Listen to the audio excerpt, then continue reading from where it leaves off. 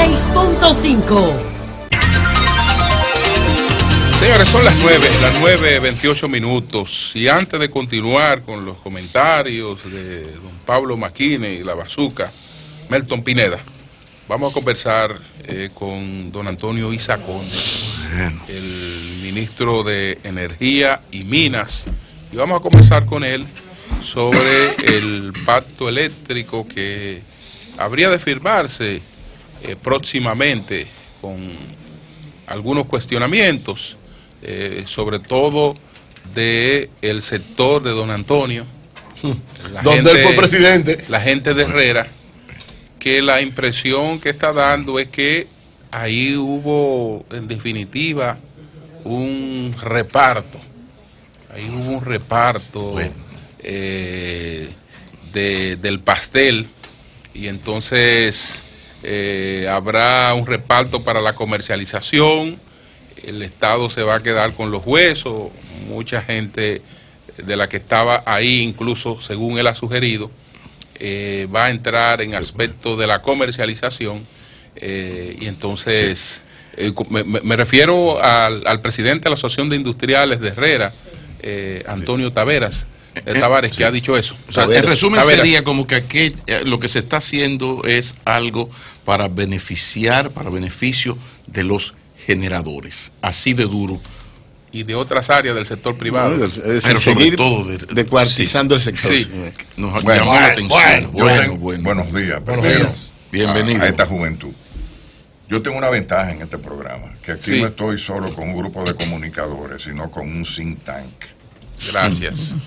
Aquí la gente piensa. Gracias. Y por lo tanto es bueno ponernos primero en el contexto de cuando hablamos de pacto, ¿a quién beneficia? ¿Y a quién perjudica? ¿Y a quién perjudica? Esa es la primera pregunta. Sí, porque fue duro. Cuando un sector como este ha tenido históricamente una desorganización, han venido reforma, contrarreforma, una serie de cosas, a donde las leyes no se cumplen. El único camino que tenía el Estado fue tratar de lograr un acuerdo entre los principales actores, y un acuerdo que debía ser asumido por la comunidad. Y por eso, esa es la razón de los pactos. Si las cosas funcionaran, o el gobierno solo pudiera resolverlas, los pactos no tienen ningún sentido. Entonces, el pacto, el sentido era mejorar la eficiencia y la competitividad del sector eléctrico. Entonces, como todo, hay un gran sector fuera y dentro del gobierno que se alimenta del desorden, que prefiere que no hayan pactos, que no hayan reglas, o que preferiría, no estoy hablando de este gobierno, sino en general, es una cosa lógica. Cuando tú a un administrador de una EDES, que ha mejorado muchísimo su actividad en los últimos años, tú le dices, mire, usted tiene que reducir las pérdidas, ustedes tienen que reducir las pérdidas de lo que tienen ahora, que son alrededor del 30% a 15% en 6 años. Y si no lo hace, yo lo voy a penalizar. Eso, cualquiera preferiría estar por la libre. Por lo tanto, la lógica es que a ese señor no le convenga. La lógica es que cuando dicen que una administradora tiene que reducir sus gastos corrientes a determinados niveles de la facturación en función de la media latinoamericana, al que está administrando eso, que quiere meter su clientela, no le conviene. Y al gobierno, o a cualquier gobierno, no le conviene. Pero tenemos un gobierno responsable. Y dijo, no, yo voy a hacer acuerdos, yo voy a poner reglas de juego, yo voy a hacer que esas reglas se cumplan, yo voy a poner un régimen de consecuencias, yo voy a asumir una serie de compromisos, y el gobierno que ha asumido el 95% de los compromisos. Pero también los otros actores tenían que asumir compromisos y someterse a que mejorara la ley de electricidad, a que se fortaleciera la superintendencia, una serie de cosas. Entonces, durante 3 años, los mejores especialistas del país, los principales actores, estuvieron discutiendo y sacaron ese producto. Incluso, yo quiero que ustedes sepan que el grupo disidente más importante trabajó con denuedo hasta la última hora. O sea, la asociación de Herrera. No estoy hablando de eso. El sector de disidentes del observatorio de la universidad, esa gente se fajaron y consensuaron todo lo que está contenido en el pacto hasta que llegó un punto que tenía que ver con el sistema de propiedad de Punta Catalina. Y ahí hubieron 6 disensos de todo tipo. Entonces, sencillamente ese punto no se conoció. Y esa gente... se quedó fuera. Se quedó fuera. Y esa gente dijeron, si no me aprueban este punto, yo me voy del pacto y declaro disenso de todo lo que yo he aprobado hasta ahora. Eso, muchos lo consideraron que podía ser un chantaje, pero ellos tenían el perfecto derecho de hacerlo porque estaban dentro de la asamblea. Mi pleito con la asociación, que no es un pleito, porque nosotros tenemos vínculos por arriba de eso, y yo fui el comandante de la guerrilla mucho tiempo. Sí, usted fue. Yo dice que usted es un miembro de honor de la asociación. Mi pleito con ellos no es lo que ellos han planteado. ¿Y cuál es el pleito suyo con ellos? Que debieron hacerlo en la asamblea. Que debieron en la asamblea, cada vez que tuvieran un punto que dijeron, este punto va a favorecer a fulano o a mengano, fajarse con un cuchillo en la boca y decir, eso no va, yo disiento. Y si tenían una propuesta que decía, no, esto hay que incluirlo en el pacto, si esto no se incluye en el pacto, yo no firmo. Tenían todo el derecho a hacerlo. Y este punto, hay muchísimos puntos que ellos han planteado que están en el pacto. Quizás no expresado de la misma manera. Este punto, yo creo que debe mejorarse de esa manera. Y si no me satisfacía lo que me aprobaban, yo hacía contar mi disenso. Pero sucede que todas las asambleas del pacto están grabadas. Y cada acta del pacto, después de cada reunión, se leía. Y todo lo que estaban ahí tenía que aprobarlo. Entonces, no hay un disenso, ni nada que involucre que Herrera en ese momento ejerció ese derecho. Entonces, cuando termina el pacto es que sale con eso. Y ese es mi pleito. No es lo que ellos dicen, podemos discutirlo teóricamente. Es más, en el pacto, incluso en el decreto, se queda bien claro y bien establecido. Una vez firmado el pacto, eso no significa que no se pueden seguir discutiendo cosas que quedaron fuera del pacto. E incluso hay compromisos que el mismo pacto prevé que tienen que cumplir algunas instituciones, por ejemplo, leyes que tienen que hacer en plazo determinado, a donde hay muchísima oportunidad también de hacer aportes. Pablo, hoy vamos a empezar por la derecha, si tú lo permites. Sí. Por la derecha. Vámonos por la derecha. Don Antonio, después venimos para la izquierda. El pacto no pudo definir un consenso sobre la propiedad, ¿verdad?, de Punta Catalina. Sí. Usted particularmente, ¿qué cree que es lo más conveniente en cuanto a Punta Catalina? Mire qué es lo que pasa. También se ha perdido toda la perspectiva de que es un pacto. Es el pacto al 2030. Yo le decía incluso a mis compañeros del sector público que se encerraban en su posición y en su cargo cuando discutíamos interno y a los mismos empresarios, señores. Lo que nosotros tenemos que hacer es meternos en una cápsula del tiempo al 2030. No pensemos en hoy. Entonces, ¿qué pasa? Punta Catalina es una empresa del sector eléctrico, como lo es Coyentri, como lo es la Sultana del Este. Coyentri, Zafa. No podíamos entrar en esos detalles. Lo que debíamos hablar es las cosas fundamentales de cómo vamos a cambiar la matriz de generación.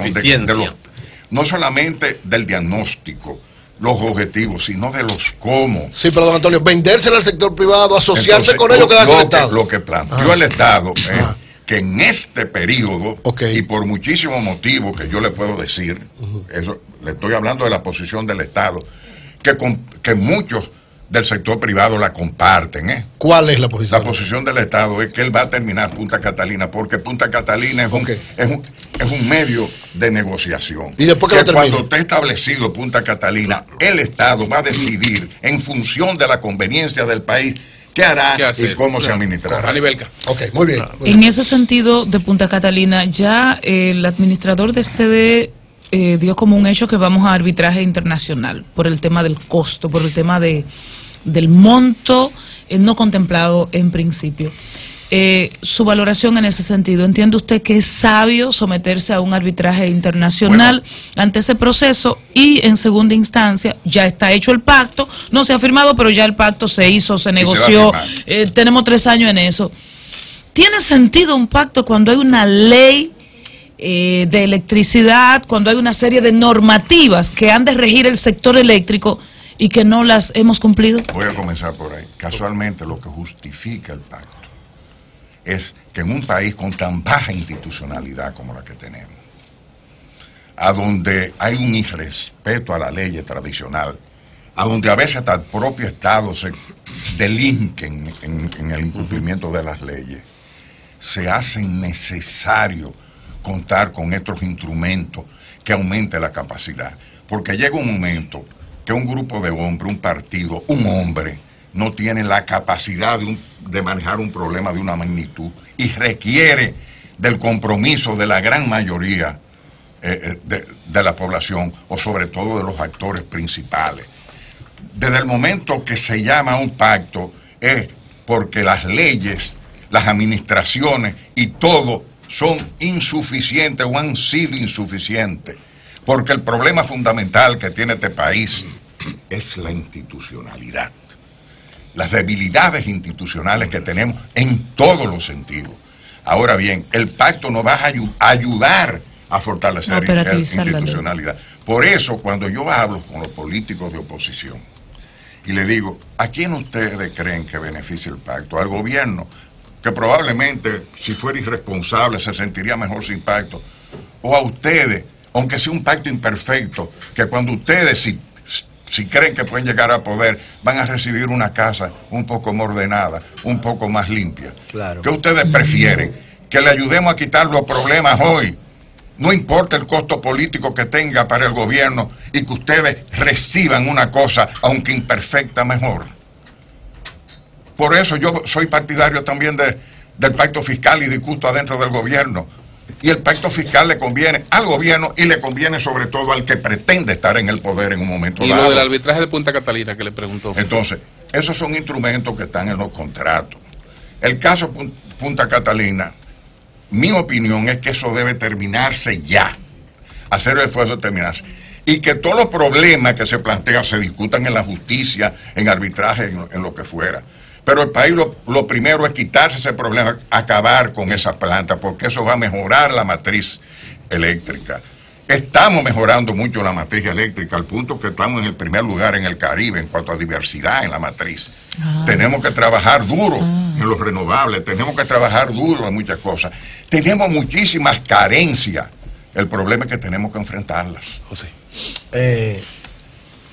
En el año 2014, a un japonés, Hiroshi Amano, le entregaron el Nobel de Física por la creación del LED azul, que era el que faltaba para permitir la eficiencia de ese semiconductor que convierte la energía en luces de alta eficiencia y bajo costo. Cuando la Academia del Nobel le entregó el Nobel a Hiroshi Amano, dijo: estamos haciendo este reconocimiento porque el mundo gasta en promedio el 20% de toda la generación en alumbrado. Y con este aporte del LED, el semiconductor, el diodo emisor de luz, nosotros entendemos que se va a hacer más eficiente y más barato el alumbrado mundial, sobre todo en los países subdesarrollados. En República Dominicana, nosotros tenemos un parque de alumbrado basado en luces incandescentes.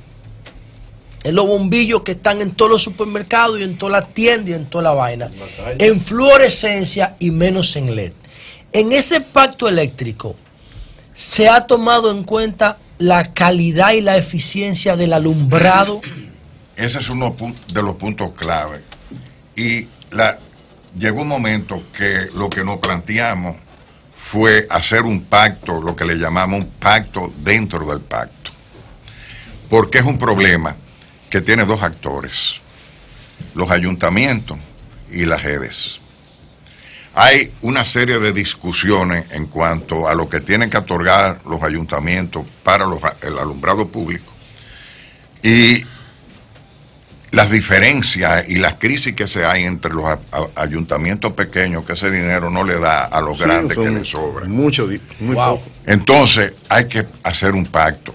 Y en ese pacto el objetivo principal es mejorar y hacer más eficiente el alumbrado público. Consciente de que eso significaría, si nosotros hacemos más eficiente el alumbrado público. Como una generadora más. No solamente en materia de seguridad, de ornato, de lo que sea. De economía, eso equivaldría casi a una planta. A una planta, el 20%. Entonces, de la nosotros generación. estamos trabajando, dentro del pacto, habíamos hecho reuniones con los ayuntamientos, con la asociación, con la GEDE, para buscar una salida, y todavía estamos trabajando. Ese yo creo que es un acuerdo que puede ayudar muchísimo. ¿Y eso está en el pacto? En el pacto se acordó hacer, después del pacto, ese pacto dentro de ellos dos, porque son dos actores, eso no son los 100 y pico de Pero eso es voluntad política, ministro, entonces, porque el sector eléctrico es del gobierno, las EDE, precisamente. Y el gobierno dirige la mayoría de los ayuntamientos. No, y le hemos hablado con la oposición, le vamos a decir, le hemos dicho a la oposición también lo que eso puede significar para ellos y para los ayuntamientos de ellos. Uno de los problemas, de los conflictos mayores, para que no se arriba al acuerdo, es casualmente lo que te acabo de decir, que hay ayuntamientos que se benefician mucho del status quo, mientras que hay otros, los pequeños ayuntamientos que no. Entonces hay que buscar un equilibrio entre ellos. En una palabra, ese es un tema que si no se logra un acuerdo entre los ayuntamientos y la GEDE, difícilmente se pueda solucionar. Institucionalidad. Sí. Bueno, casualmente lo que dice la luz antes de la pregunta es que si calculamos que el 20% se gasta en alumbrado, busquemos cuál es la demanda de energía que tenemos acá la semana, y es casi una planta. Equivale a una generadora, ponle un 15, si lo bajamos a un 90%, pudiera ser un 15% promedio de la generación, ¿no? Casualmente, don Antonio, escuché al vocero de los generadores, el señor Milton Morrison. No, el nuevo vocero de los generadores. No, él aspira a ser candidato presidencial. ¿De los generadores? No, de los generadores. Sigue vinculado con los generadores. Dice que no. Pero bueno, pensándolo bien, sí. Ok, pero escuchaste a Milton Morrison, está bien. Sí. Ya, le quita vocero y ya. Bueno, lo que quiero decir que él dice que los generadores sienten que el pacto, con el fin de sabotearlo, están diciendo que va a producir un aumento de la tarifa eléctrica. ¿En qué punto se basan ellos para hablar? Óyeme, eso es una cosa que a mí verdaderamente es amigo mío. Mi problema es que yo peleo con los amigos cuando defiendo mi... Pero usted entonces ve en ventaja si es con los amigos que pelea. Con los amigos y con los enemigos. Ahora, yo la única diferencia es que yo lo hago manteniendo mi nivel y la altura.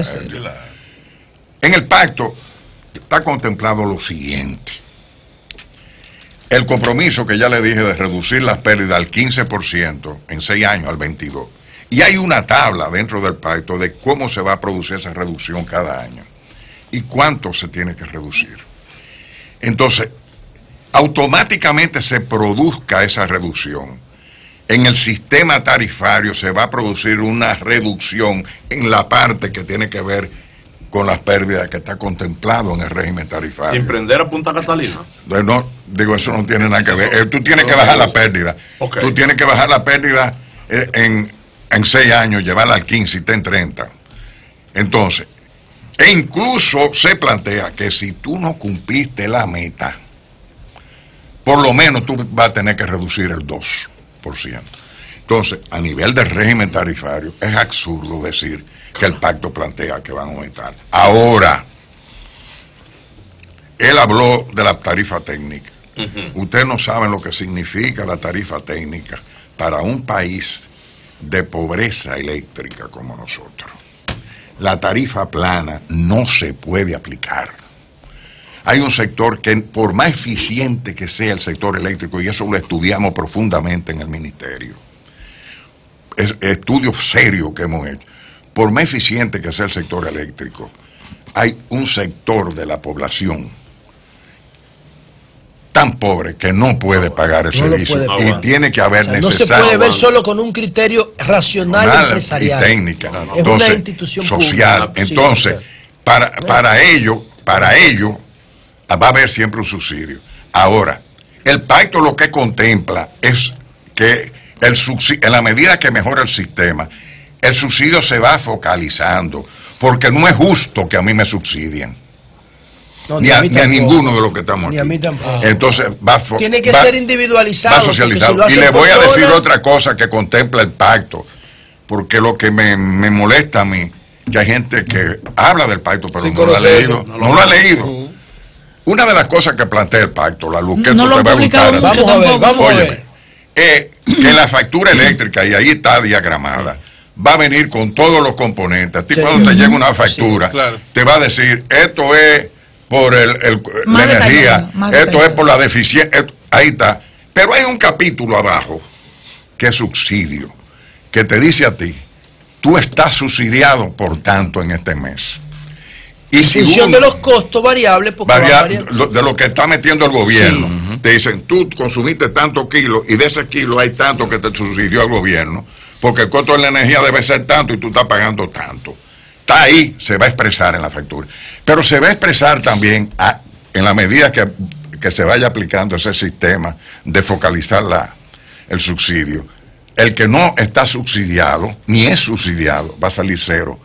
Pero existe no solo el subsidio del gobierno, sino lo que le llaman el subsidio cruzado, que hay unos consumidores que subsidian a otros. Entonces va a salir el que está subsidiando a otro, ¿en cuánto está subsidiando de su factura? Nos quedan Pablo y Oli. Y después indudablemente que las quejas de Antonio, bueno, de la Asociación de Industriales de Herrera, en lo fundamental era como que el pacto, amén de que favorece a ciertos sectores, poniendo énfasis en los generadores, como que no aterrizaba, no daba garras para aplicar lo pactado. Aquí se ha dicho, y es verdad, que un país va a los pactos cuando es incapaz el Estado de aplicar las leyes. Entonces, como no nos hemos puesto de acuerdo con las leyes que tenemos, vamos a hacer un gran pacto. Ahí viene la pregunta, ante la debilidad institucional del país, la incapacidad demostrada del Estado para aplicar las leyes al punto de que hemos tenido que, vía la Ley de Estrategia Nacional de Desarrollo, pelear, echar el pleito por estos 3 pactos. ¿Qué seguridad tiene el país de que ahora aquí está el pacto eléctrico? Ese regulador, la Superintendencia de Electricidad, será capaz, a pesar de la presión de los poderosos, que es por lo que no ha podido hacer el trabajo en la actualidad, de llevar a la práctica los mandatos de ese pacto? Una de las cosas que se contempla en el pacto es el fortalecimiento de una serie de instituciones y el fortalecimiento de una serie de leyes y tienen plazos específicos para ser mejoradas, como la ley de electricidad. Pero se ha instituido un mecanismo de seguimiento, señores, que contempla que se definen los compromisos del pacto y quién lo tiene. Y se definen un mecanismo de la sociedad civil a donde está compuesto por gente que no está comprometido en el pacto, que lo compongan, o sea, no va a intervenir ninguno de los actores. Pero además, para mí, lo más importante del mecanismo de seguimiento es que los compromisos del Estado se van a poner dentro de las metas presidenciales a través del SIGO. Y el SIGO es uno de los instrumentos mejores, el sistema de seguimiento de las metas presidenciales por parte del presidente. Un mecanismo que está funcionando, y se lo digo yo, que he sido parte de ello y que me fiscalizan. Ese mecanismo está funcionando y el presidente va a poder saber quién le está cumpliendo la meta y quién no cada día, y hacer reuniones trimestrales, no solamente con la meta eléctrica, pero de que en el momento que están las metas eléctricas y el presidente le presente cómo van las EDE, esta EDE no funcionó, entonces automáticamente él actúa. Pero le voy a decir, y para terminar, Bueno, ¿tú sabes cuál es lo principal que podemos hacer para que eso se cumpla? Que la sociedad se empodere del pacto. Y para que la sociedad se empodere del pacto, tenemos que hacer un esfuerzo, los comunicadores, la gente pensante de este país. Evitar todo ese tipo de zancadillas. Porque desde el momento que tú atacas el pacto y tú te preguntas, ¿a quién beneficia que no haya pacto? ¿Y a quién beneficia que haya pacto? Tú tienes que enfrentar a aquellos que están propiciando el desorden, que se alimentan del desorden, que han vivido mamando la teta del sector eléctrico. Mamando la teta pública del sector eléctrico. Antonio, hay dos preguntas que le voy a hacer para que las responda brevemente. Una es, en los programas de gobierno de los últimos años, incluyendo el del presidente Medina, se planteó una sola distribuidora de electricidad. Y creo que eso lo tienen también otros programas. Otro es los costos de los consejos. Y en tercer lugar, lo que planteó Antonio Taveras aquí es que en el pacto se contempla cazar en el zoológico, es decir, reducir en base a aumentarle la tarifa a la gente que paga y repartir los espacios donde se puede hacer mayor cobro entre grupos que actuaron en el pacto. Eso fue lo que él planteó. Bueno, la verdad es que igual que leer. Digo, dice la pregunta. Una de las cosas. Es decir, sería más barato. Una de las cosas que se plantea en el pacto es la reforma institucional, que le da poderes al ministerio, que le da fortaleza a la superintendencia, una serie de cosas, y que convierte las empresas eléctricas en empresas eléctricas regidas por leyes corporativas. Pero no nos podíamos poner a discutir en el pacto cuál va a ser la composición de ese sistema corporativo empresarial. Entonces se planteó ahí que en un plazo X se van a diseñar los mecanismos mediante los cuales va a ser la estructura de las empresas del Estado que se regirán de manera corporativa.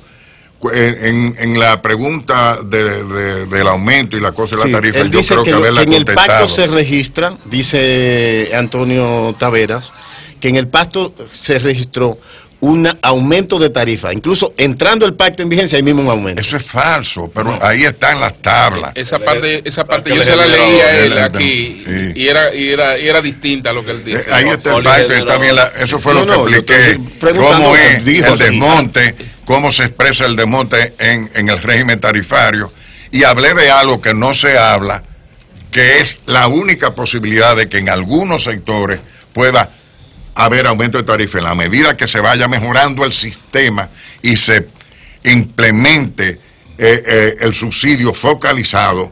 El pobre siempre será subsidiado, pero habrán algunos ricos que no recibirán. ¿A usted le llamó la atención que sorprendió esas declaraciones de los industriales de Mira, no, a mí lo que son... Óigame, los disensos no me molestan. Una de las cosas que yo he aprendido en estos pactos es a escuchar al sabio y oír al necio. Ay. Eso es mi lema.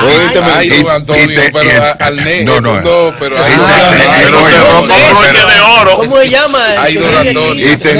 Y tener paciencia. Si tú vas a dirigir ¿qué se llama? No me refería a él. Como norma, si tú vas a un pacto y a dirigir un pacto, tú tienes que tener la suficiente paciencia para hacer eso. Pero son hijos suyos, los industriales. Bueno, es que no estoy hablando de ellos. Y yo tengo una puntual, muy puntual.